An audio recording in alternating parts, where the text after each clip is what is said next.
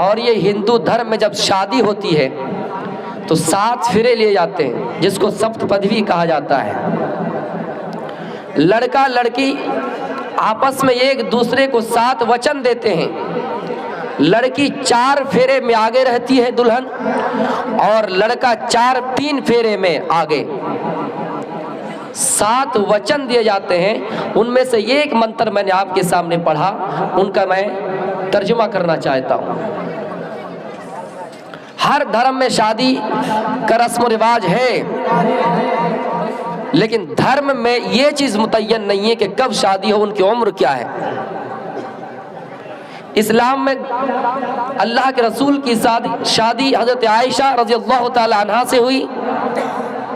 तब आयशा रज़ियल्लाहु ताला अन्हा की उम्र 6 से 7 के बीच थी। उसी तरह रामचंद्र जी की शादी जब सीता माता से हुई तब सीता की उम्र 6 साल थी। संविधानिक तौर पर 18 साल 16 साल की उम्र कैद है, लेकिन मजहब की दृष्टि से देखा जाए तो कोई उम्र कैद नहीं है। 7 फेरे लिए जाते हैं, और 7 फेरे में एक दूसरे को 7 वचन दिया जाता है। लड़की शौहर से मुतालबा करती है, कन्या वर से मुतालबा करती है कि अगर आप इन वचनों को देने का मुझसे वादा करते हैं, अगर आप मुझे ये वचन देते हैं तो ही मैं आपसे निकाह करना चाहती हूँ, वरना आपसे निकाह करना नहीं चाहती हूँ। मेरे भाइयों, वो चीज़ इस्लाम में है या नहीं? आइए मैं उस मंत्र को पहले पढ़ता हूँ। तीर्थवर्तुधापनि यज्ञ कर्म मया सहे कुर्ययम वमांग मयामि तदा तोदियम बरवीति कन्या वचनम प्रथम कुमारी। पहला मंत्र दुल्हन दूल्हा से ये मांगती है, कन्या वर से मांगती है, बीवी शौहर से ये मांगती है कि आए मेरे शौहर, अब आप मेरा पति होने वाला है, आपके साथ मेरी शादी होने वाली है। अगर आप कोई नेक अमल करो, तीर्थ यात्रा को जाओ, गंगा को जाओ, तो मुझे भी अपने साथ लेकर जाना। कोई व्रत रखो, रोजा रखो, उपवास रखो, तो मुझे भी अपने संग लेकर जाना। हिंदू धर्म के अंदर ये तालीम है कि औरत की शादी उस वक्त होगी, औरत शौहर से ये कहेगी, जीवन साथी लाइफ पार्टनर से ये कहेगी कि आए मेरे शौहर, होने वाले शौहर, अगर आप इस चीज का वचन मुझे देते हैं कि जब भी आप नेक अमल करो, कोई तीर्थ यात्रा को जाओ, तो मुझे भी अपने साथ लेकर जाना, मुझे भी अपने संग लेकर जाना। अगर आप इस चीज का वचन मुझे देते हैं तो ही मैं आपके निकाह में आना चाहती हूँ, आपके विवाह में आना स्वीकार करती हूँ, आपके वमांग में आना स्वीकार करती हूँ, वरना नहीं। ये हिंदू धर्म की तालीम है। इस्लाम क्या कहता है? या अय्युहल्लज़ीना आमनू कू अंफुसकुम व अहलीकुम नारा। ऐ ईमान वालो, तुम अपने आप को जहन्नम की आग से बचाओ, जहन्नम के अजाब से बचाओ, और अपनी बीवी बच्चों को भी जहन्नम की आग से बचाओ। तुम खुद नेक अमल करो और अपनी बीवी को भी हुक्म दो। तुम नमाज पढ़ने जाओ तो अपनी बीवी को हुक्म दो, कहे मेरी बीवी मैं नमाजी हूँ, तुम भी नमाज पढ़ो। आए मेरी बीवी मैं रोज़ा रखता हूँ, तुम भी रोज़ा रखो। आए मेरी बीवी मैं हज करने के लिए जा रहा हूँ, मेरे पास इतनी इस्तिताअत है, तुम भी मेरे साथ चलो। इस्लाम तो यही बताता है कि आए लोगों, आए ईमान वालो, अगर तुम नेक अमल कर रहे हो तो तुम अपनी बीवी को भी वही हुक्म दो। अगर तुम जहन्नम से बचने की तैयारी कर रहे हो तो अपनी बीवी को भी जहन्नम की आग से बचने के लिए कहो। इस्लाम में क्या नहीं है? हर चीज दुनिया में किसी भी मजहब में अगर अच्छी बात या दुनिया के कोई भी अच्छे इंसान अगर अच्छी बात कहता है, इस्लाम में उसको तलाश कीजिएगा, जरूर मिल जाएंगे। इस्लाम में हर चीज है। मेरे भाइयों, यहाँ तक अल्लाह के रसूल सल्लल्लाहु अलैहि वसल्लम ने हुक्म दिया, ऐ लोगों, अगर तुम नमाज पढ़ते हो, तुम अगर जन्नत जाने की तैयारी कर रहे हो तो अपनी बीवी को भी जन्नत जाने की तैयारी करने कहो, जहन्नम की आग से बचने के लिए कहो। जहन्नम का अज़ाब बहुत बड़ा खतरनाक और सख्त है, चिमटने वाला है। मेरे भाइयों, इस्लाम ने वही तरगीब दिलाई है जो उस जगह पे कहा गया है कि जब तीर्थ यात्रा को जाओ तो अपनी बीवी को भी संग लेकर जाना। अल्लाह के रसूल सल्लल्लाहु अलैहि वसल्लम कुरैश वालों को डराया करते थे, आए कुरैश वालों, अनक़िज़ू अनफुसकुम मिनन्नार, आए कुरैश वालों अपने आप को जहन्नम की आग से बचाओ, अपने आप को जहन्नम के अज़ाब से बचाओ, खुद बचो और अपने अहल व अयाल को भी बचाओ। कुरैश वालों को आपने मुखातब करते हुए फरमाया, मेरे भाइयों, आपने सिर्फ कुरैश वालों को नहीं कहा, यहाँ तक कहा कि आए मेरी बेटी फातिमा, या फातिमा तो बिन्त मुहम्मदिन सल्लल्लाहु अलैहि वसल्लम, अनक़िज़ी नफ्सकी मिनन्नार, आए फातिमा, आए मेरी बेटी, आए फातिमा बिनते मोहम्मद, तुम अपने आप को जन्नत जाने की तैयारी करो, जहन्नम की आग से बचाने की कोशिश करो, जहन्नम की आग से बचने की कोशिश करो, इसलिए कि क़यामत के दिन मैं तुम्हारा काम नहीं आ सकता, जो कुछ मुझसे मांगना इसी दुनिया में मांग लो, क़यामत के दिन मैं तुम्हें कुछ नहीं दे सकता। मेरे भाइयों, इस दुनिया में जो कुछ देना है आप दे सकते हैं, लेकिन क़यामत के दिन कुछ नहीं दे सकते हैं। आप अपनी बेटी से कह रहे हैं, हमारे यहाँ किसी का बेटा मौलवी बन जाए, माँ फ़ख्र से ये कहती है कि मेरा बेटा मौलवी है, मैं नमाज पढ़ के क्या करूँगा। किसी का शौहर अगर मौलवी है, वो बीवी कहती है कि मेरा शौहर मौलवी है, मैं नमाज पढ़ के क्या करूँगी। मेरे भाइयों, ऐसी सोच रखने वाले एक बात याद रखना, जब क़यामत के दिन तुझे जहन्नम में डाला जाएगा, तुझसे आखिरी ख्वाहिश पूछी जाएगी। जिस तरह किसी को फांसी दी जाती है दुनिया में, उनसे आखिरी ख्वाहिश पूछी जाती है कि तुम्हारी आखिरी इच्छा क्या है। वो कहता है मुझसे आखिरी इच्छा है कि मुझे माँ से मिलना है, बाप से मिलना है। क़यामत के दिन जहन्नमियों से पूछा जाएगा तुम्हारी आखिरी इच्छा क्या है, तुम्हारी आखिरी तमन्ना क्या है।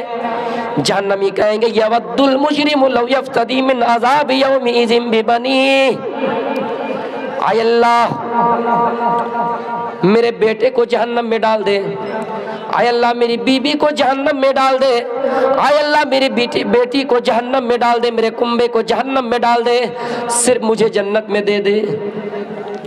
दुनिया में आप अपने बेटे के लिए हलाल और हराम में तमीज़ नहीं करते हैं। आप ये चाहते कि मेरा बेटा कैसे जीवन सुख गुजारे, आप ये चाहते कि मैं अपनी बीवी को कैसे खुश रखूं, इसलिए दुनिया में हराम कमाई करके अपनी बीवी को ला कर देते हैं ताकि आपकी बीवी खुश हो जाए। मेरे भाइयों याद रखिएगा, दुनिया में आपकी बीवी खुश हो सकती है, आप दुनिया में अपनी बीवी को कुछ भी कर सकते हैं, दे सकते हैं, लेकिन क़यामत में जब आपको जहन्नम में डाला जाएगा तो आप यही कहेंगे कि अल्लाह मेरी बीवी को आज जहन्नम में डाल दे और मुझे जन्नत दे दे।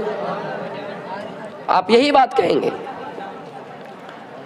इसलिए वहां जो ये तालीम है, यहां पर भी वही तालीम है। इंशाअल्लाह हिंदुस्तान की तारीख पर आऊंगा और एक दो वाक़ियात इस्लामी बोलना मुनासिब समझता हूं। उसके बाद दूसरा मंत्र, तीसरा मंत्र, चौथा मंत्र भी पढ़ूंगा, लेकिन जहां से हमारा आगाज है, जिस मजहब के हम हैं, पहले उस पर रोशनी डालना मुनासिब समझता हूं। मेरे भाइयों,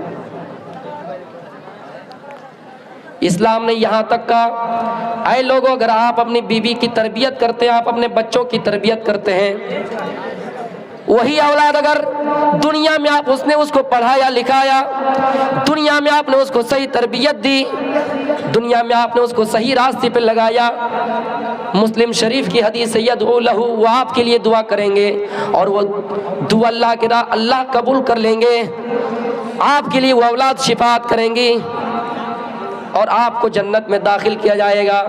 आप अपनी बीवी की परवरिश करते, बीवी की तरबियत करते हैं, बीवी को सही रास्ते पे चलने की तरकीब देते हैं। मेरे भाइयों याद रखिएगा, एक औरत 4 इंसान को, 4 मर्द को जहन्नम ले जा सकती है। बेटा बड़ा है, बाप नहीं है, माँ की तरबियत जरूरी है। अगर तरबियत नहीं किया, माँ को डांटा नहीं, बहन को डांटा नहीं, बहन को डांटा नहीं, बीबी को डांटा नहीं, क़यामत के दिन वही बीबी उनके सामने लाई जाएंगी, अल्लाह से कहेंगी अल्लाह इन्होंने मुझे दुनिया में सही रास्ते पे चलने का हुक्म नहीं दिया था। वो औरत उस इंसान को, उस मर्द को, उस बेटे को जहन्नम की तरफ लेकर जाएंगी। दुनिया में बीबियों के शौहर, दुनिया में आए इंसानों जिनकी बीबियां हो चुकी हैं, जो शादीशुदा है, अगर आप अपनी बीवी को डांटते नहीं, आप अपनी बीवी की इस्लाह नहीं करते हैं, वही बीवियाँ क़यामत के दिन आपको जहन्नम ले जाने में आगे आगे रहेंगी। इसलिए मेरे भाइयों, ये एक औरत 4 इंसान को जहन्नम में ले जा सकती है। इसलिए बीवी की तरबियत ज़रूरी है, बहन की तरबियत ज़रूरी है, बेटी की तरबियत ज़रूरी है। बाप ने बेटी की कभी खबर नहीं ली, वही बेटी क्या करती है बाप को पता नहीं है, बाप को उसकी फिक्र नहीं है। क़यामत के दिन वो बेटी बाप को जहन्नम में ले जाएंगी। हज़रत मरियम अलैहिस्सलाम कितनी पाक दामन औरत थी, जिनकी पाक दामनी का ऐलान अल्लाह कुरान में करता है। जब मरियम अलैहिस्सलाम के पास महरब में बेमौसम फल आया करता था, या मरियम के पास अल्लाह की तरफ से रिज़्क़ आया करता था, जो उनकी किफ़ालत कर रहे थे, वह कफ़लहा ज़करिया उनकी परवरिश कर रहे थे। ज़करिया उनके गार्जियन थे, ज़करिया उनके सरपरस्त थे।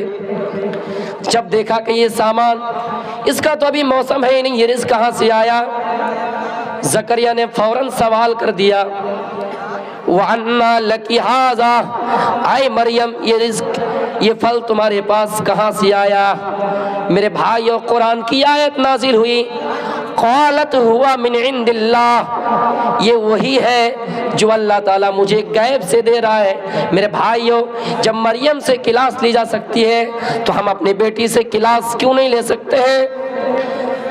हम अपनी बहन से क्यों पूछ नहीं सकते हैं? आज बहुत ज़रूरी है। हमारी कौम की औरतों पर कितना जुल्म और कितनी साजिश करने की कोशिश और प्लानिंग की जा रही है, मुझे मालूम है। बड़े बड़े यूनिवर्सिटी का जायज़ा लीजिए, बड़े बड़े कॉलेजों का जायज़ा लीजिए, और किसको कितनी सीट मिल रही है, लड़के को कितनी, लड़की को कितनी। मेरे भाइयों, ये सब बाकायदा प्लानिंग हो रही है। बाकायदा बीजेपी के एक नेता ये खुलेआम बोल रहे हैं कि उनकी लड़कियों के साथ जो कब्र में दफन है, उनकी लाश को उठाकर उनके साथ रेप किया जाए। मेरे भाइयों, सियासत की दुनिया बहुत बड़ी है, उस तरफ जाना मुनासिब नहीं समझता हूँ। ये हमारी और आपकी जिम्मेदारी है, हमारी और आपकी जिम्मेदारी है। तारीख पढ़ाऊंगा, हिंदुस्तान की तारीख पर 2 वाक़या बताऊंगा आपको, दिल दहलाने वाला वाक़या, और मुझे उम्मीद है इन 2 वाक़यात पर हिंदुस्तान के रहने वाले जितने भी कौम है, जितने भी जाति के लोग हैं, आदर मुस्लिम, सिर्फ मुसलमान ही नहीं, सब इस वाक़े को सुनकर उनकी रूह कांप जाएंगे और सलाम पेश करेंगे। मेरे भाइयों, उसकी तरफ आ रहा हो बहुत जल्द। ये हमारी और आपकी जिम्मेदारी है कि हम खुद हिफाजत करें। क्यों ना, दुनिया भारत में सब कोई खराब इंसान नहीं है। एक पंडित है, उनका नाम अनिरुद्धाचार्य जी महाराज हैं। हिजाब के मामले में बहुत बड़ी बड़ी और अहम मिसालें वो दिया करते हैं। मैं उनकी मिसाल को सल्यूट करता हूँ, सलाम करता हूँ। अभी भी बहुत लोग ज्ञानी लोग हैं। तो इस मंत्र में ये कहा गया कि आप जब इबादत करो, तीर्थ यात्रा को जाओ। तीर्थ यात्रा कहते हैं यात्रा हज, तीर्थ यात्रा हज, जिसको इस्लाम में 5 बुनियादी अरकानों में से एक माना गया, उसको हम इबादत कह सकते हैं। तीर्थ यात्रा को जाओ तो खुद भी जाओ, अपनी बीवी को भी लेकर जाओ। क्या कुरान की आयत इस मंत्र पे सटीक नहीं बैठती है कि खुद भी अमल करो और अपने बच्चों को भी अमल करने की तरकीब दिलाओ? कोशिश करो कि हम पहले खुद बचे, हम अपना ठिकाना खुद जन्नत बनवाए, हमारा घर जन्नत बने, उसके बाद हम अपनी औलाद की तरफ भी ध्यान दें। अगर नहीं मानती है औलाद, कोई ज़रूरी नहीं है कि बेटा जहन्नमी है तो आप भी जहन्नमी हैं, कोई ज़रूरी नहीं है। मेरे भाइयों, कितने ऐसे अंबिया किराम हैं जिनके वालिद साहब जहन्नमी है, कितने ऐसे अंबिया किराम हैं जिनके बेटे जहन्नमी है, अंबिया किराम की बीवियाँ जहन्नमी है। मेरे भाइयों, इसलिए ज़रूरी नहीं है। हिदायत देने का काम अल्लाह का है, बोलने का काम आपका है। आप बोलिए, बाकी हिदायत अल्लाह ताला देगा। तो मेरे भाइयों, कुरैश वालों को आपने मुखातब करते हुए फरमाया, यहाँ तक कि कहा है कुरैश वालों, या सबाहो, ऐ कुरैश वालों, सफा पहाड़ी पर जमा हो जाओ। सफा पहाड़ी पर जब कुरैश वाले जमा हो गए, कुरैश वाले जमा हुए तो कुरैश वालों में आपने आवाज़ दी, आए कुरैश वालों, पहले ये सुन लो कि मैं कैसा इंसान हूँ, पहले ये बताओ कि मैं कैसा इंसान हूँ। इसलिए कोई मुकर्रिर, कोई इंसान आपके गली में आता, दरवाजे में आता है, पहले वो अपना इंट्रोडक्शन कराए, पहले आप उनका मसलक देखें, पहले आप उन आदमी का जायज़ा लें कि ये आदमी कहाँ से आया, ये आदमी कौन है। बगैर इजाज़त के, बगैर परमिशन के, बगैर इंट्रोडक्शन करा के, बगैर इंट्रोडक्शन कराए आप उनको घर में दाखिल होने की इजाज़त नहीं दीजिए। दलील, अल्लाह के रसूल सल्लल्लाहु अलैहि वसल्लम को जब मेराज हुई, पहले आसमान पर एंट्री किए, वहाँ पर फरिश्तों ने आवाज़ दी, काए जिब्रील तुम्हारे साथ कौन आया है? का मोहम्मद सल्लल्लाहु अलैहि वसल्लम का। मोहम्मद सल्लल्लाहु अलैहि वसल्लम कौन है? इंट्रोडक्शन कराया गया, उसके बाद आपको अंदर जाने की इजाज़त मिली। तो मेरे भाइयों, चाहे कोई भी हो, पहले वो अपना इंट्रोडक्शन कराए। अल्लाह के रसूल ने कहा है, कुरैश वालों पहले बताओ मैं जिंदगी में कभी झूठ बोला? सब ने कहा नहीं। क़ालू मा जर्रबना अलैका इल्ला सिद्क़ा, ऐ नबी हमने आपको अपनी जिंदगी में कभी झूठ बोलते हुए नहीं पाया। लोगों कभी मैंने बेईमानी की नहीं, ऐ लोगों कभी मैंने किसी के ऊपर जुल्म किया? कहा ऐ मोहम्मद आपने कभी किसी के ऊपर जुल्म नहीं किया। आपने तारुफ करा के ये कहा कि लोगों अगर मैं ये कहूँ कि सफा पहाड़ी पर एक जमात तुम पर हमला करने के लिए आ रही है, एक लश्कर तुम्हारे ऊपर हमला करने के लिए आ रहा है, तो क्या तुम मेरी बातों को मानोगे? सबने कहा हाँ। क़ालू आमन्ना सद्दक़ना, आए अल्लाह के रसूल, आए मोहम्मद हम आपकी बातों को मानने के लिए तैयार हैं। सबने कहा हम मानने के लिए तैयार हैं। लेकिन आपने उसे क्या कहा? तुम सबको इस मैदान में इसलिए मैं जमा किया हूँ ताकि तुम लोग एक अल्लाह की इबादत करो, उसके अलावा कोई माबूद बरहक नहीं है। याद रखिएगा, माबूद तो है, अल्लाह के अलावा भी माबूद है। आपको ये बात नहीं लग रही है, लेकिन मैं कह रहा हूँ अल्लाह के अलावा भी माबूद है, लेकिन माबूद बरहक कोई नहीं है, हकीकी माबूद कोई नहीं है। मेरे भाइयों, हकीकी माबूद अगर कोई है तो अल्लाह की ज़ात है। हकीकी माबूद, हकीकी अल्लाह अगर कोई है तो अल्लाह ताला है। मेरे भाइयों, अल्लाह के अलावा कोई हकीकी माबूद नहीं है। माबूद जिसकी बंदगी की जाए, उस ज़माने में 360 मूर्तियों की इबादत की जाती थी, वो भी माबूद है। इस ज़माने में जो लोग प्राकृतिक चीज़ हो या फिर कुछ चीज़ें हो बनाकर इबादत कर रहे हैं, वो भी माबूद है। चांद, सूरज, सजर, हजर, जितनी भी चीज़ों की इबादत होती है सब माबूद है। लेकिन हकीकी माबूद, माबूद बरहक अगर कोई है तो अल्लाह की ज़ात है। अल्लाह के रसूल सल्लल्लाहु अलैहि वसल्लम ने कहा कि कुरैश वालों, मैं तुम सबको एक अल्लाह की तरफ दावत देने के लिए यहाँ बुलाया हूँ। किसी ने एतराज़ नहीं किया। एतराज़ कौन किया? अबू लहब। कौन था? नबी का चचा अबू लहब। इस घर को आग लग गई, इस घर के ही चिराग से। मुखालिफत अपने घरों से उठती है। मेरे भाइयों, आज कोई उलमा को जेल में डाला जा रहा है तो आप ये ना सोचें कि गैर की साजिश है। ये फितना अपने घरों से उठा है। ये साजिश, इनकी बुनियाद अपने ही घर के लोगों ने किया है। वो अलग बात है कि वो बीज जब जमीन के अंदर डाला गया, वो बड़ा हुआ, मुरझाने के करीब पहुंच चुका था। इशारा समझ जाइएगा, वो मुरझाने की दहाने पे पहुंच चुका था। लेकिन उस बीज में, उस दरख्त में पानी डालकर उसको उजागर करने वाला, उसमें खिलखिलाता हुआ फूल और कंकर लाने वाला अगर कोई है वो गैर है। लेकिन अपने ही लोगों ने उस बीज को जमीन में डाला है। मेरे भाइयों, आज ऐसे लोग साजिशों के शिकार नहीं है। और आज के इस दौर में सिर्फ नहीं, गौतम बुद्ध का नाम सुने हैं आपने? गौतम बुद्ध, इनके मानने वाले लाख, बहुत से लोग हैं, मिलियन, खरब, बहुत से लोग हैं। गौतम बुद्ध को भी भगवान का रूप से देखा जाता है, माना जाता है। और हिंदुस्तान भी मिल जाएंगे आपको, नेपाल में, हमारे इलाके में बहुत मिल जाएंगे। और गौतम बुद्ध की पढ़ाई गया जिले में हुई। तो मेरे भाइयों, गौतम बुद्ध के ज़माने में गौतम बुद्ध इसी तरह मजलिस में बैठकर लोगों को समझा रहे थे सम्मेलन में। इतने में एक औरत आई, पेट में गठरी बांधी हुई थी, पेट में कपड़े वगैरह का गठरी बांधी हुई थी, घास फूस रखकर पेट को फुलाया हुआ था। गौतम बुद्ध मजलिस में लोगों को समझा रहे थे, सम्मेलन में लोगों को समझा रहे थे। वह औरत जल्दी से तेजी से दौड़ती हुई आई और कहा, अय मजलिस वाले खामोश हो जाओ, अय मजलिस वाले रुक जाओ, इन मिसाल को गौर से सुनिएगा, इन वाक़े को गौर से सुनिएगा। गौतम बुद्ध समझा रहे हैं, लेकिन उस औरत ने क्या कहा, रुक जाओ, खामोश हो जाओ। सारे लोग उस औरत की तरफ देखने लगे कि इतनी बड़ी मजलिस में, इतनी बड़े सभा में, इतनी बड़ी सभा में, इतने बड़े मजलिस में, इतने बड़े सम्मेलन में, इतना बड़ा समारोह में सब खामोश है, सन्नाटा है।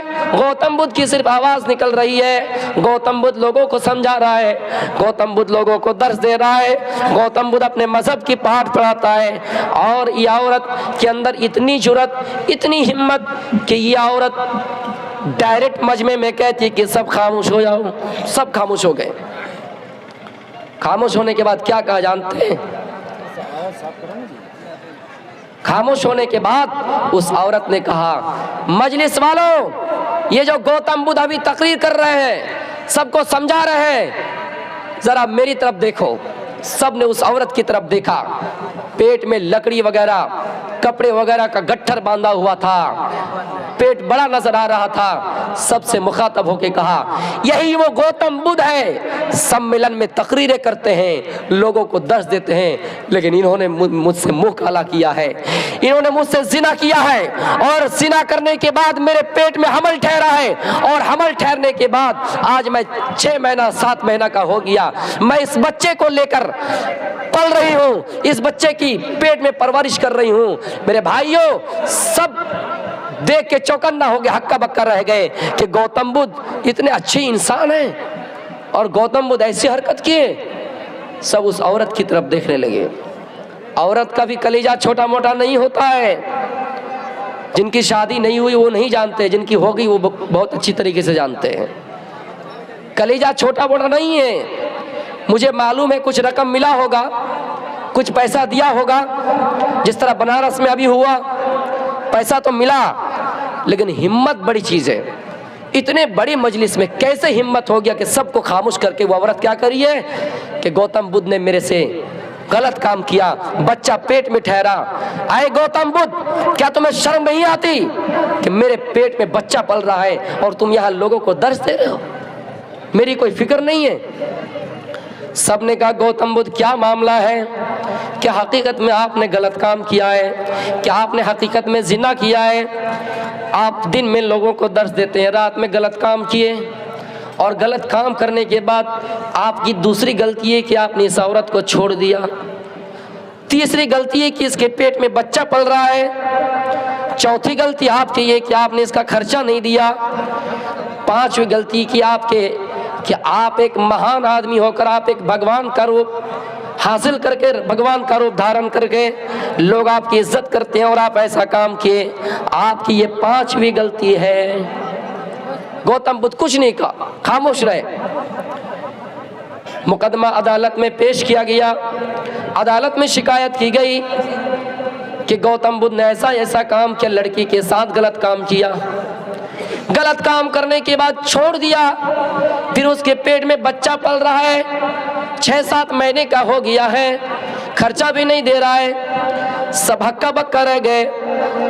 जब गौतम बुद्ध को अरेस्ट करने की बात आई तो कहा, गौतम बुद्ध आप जल्दी से चलिए राजा के पास, जल्दी से चलिए आप कोर्ट, जल्दी से आप चलिए, वरना हमारी पुलिस आएंगी और आपको गिरफ्तार करके ले जाएंगी। आप जल्दी से चलिए। गौतम बुद्ध सर झुकाए हुए जल्दी से तेजी से आगे बढ़े, राजा के पास गए। राजा की दरबारी दोनों तरफ लगे हुए हैं। उसको कटघरे में खड़ा किया गया और राजा ने कहा, क्या गौतम बुद्ध आपने ऐसा वाकई में किया है? उसने कहा, मैं इतना बताना चाहता हूँ, मैंने ऐसा किया या नहीं। मैं अगर बोलूँ कि नहीं किया तो आप लोग मानेंगे नहीं, अगर बोलूँ हाँ किया तो मान जाएंगे। बेहतर है कि आप उन लड़की को यहाँ बुलाइए। 2-3 आदमियों को भेज दिया गया, जाओ उस औरत को यहाँ बुलाओ, एक तरफ वो गौतम बुद्ध कटघरे में रहेंगे तो दूसरी तरफ वो औरत रहेंगी। उस औरत को बुलाया गया और उसको भी कटघरे में खड़ा किया गया। गौतम बुद्ध ने यही ख्याल अल्फाज कहा कि ऐ औरत, तुम ये बात यहाँ भरी मजलिस में बताओ, क्या मैंने तुम्हारे साथ ऐसा किया है या नहीं? सच्चाई बता दो। मुझे मालूम है तुम पैसों में बिके हो, लेकिन उस दुनिया में क्या जवाब दोगे जो परले का दिन होगा? पैसा दुनिया में खत्म हो जाएगा। तुम थोड़ी सी रकम के लिए मुझे जलील कर रहे हो। मैं तो अपनी सफाई बयान नहीं करूंगा, तुम ही सच्चाई बता दो। जो ही ऐसा कहना था, उस औरत के पैरों तले जमीन खिसक गई।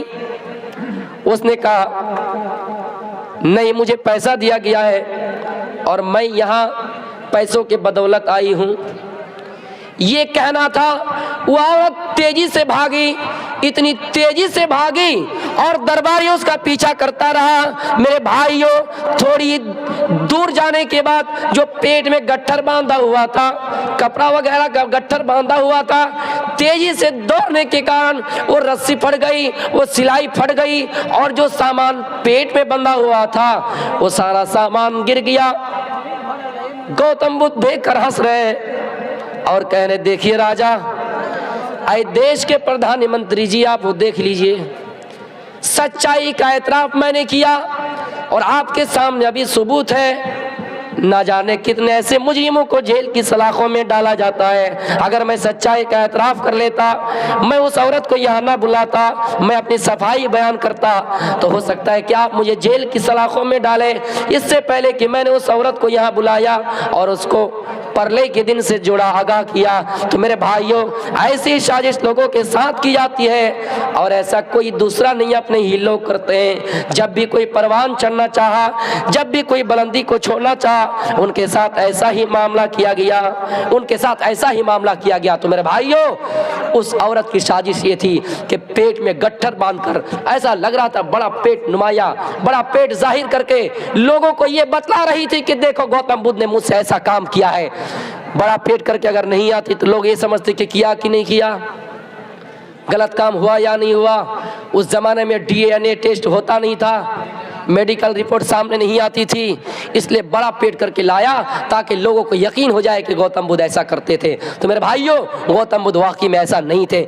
जब भी कोई महान इंसान, जब भी कोई परवान चढ़ना चाहा, पहलवान इंसान, जब भी कोई दीन दावत व तबलीग के मैदान में उतरा, जब भी कोई आलिम दीन की खिदमत करना चाहा, उनके साथ ऐसा ही मामला किया गया मेरे भाइयों। और ये उम्मीद सिर्फ मुझे मर्दों से थी, लेकिन उस वाक़े को मैं जब पढ़ा तो मैं भी तंग रह गया, हक्का बक्का रह गया कि औरत के अंदर भी इतनी जुर्रत कि पैसों की बदौलत वो भी कुछ कर सकती है। तो मेरे भाइयों, ज़रूरी नहीं है कलीजा अल्लाह ताला जिसका बड़ा कर दे, चाहे वो औरत हो या मर्द, उस जगह पे औरत ने कितना बड़ा काम किया हम और आप समझ सकते हैं।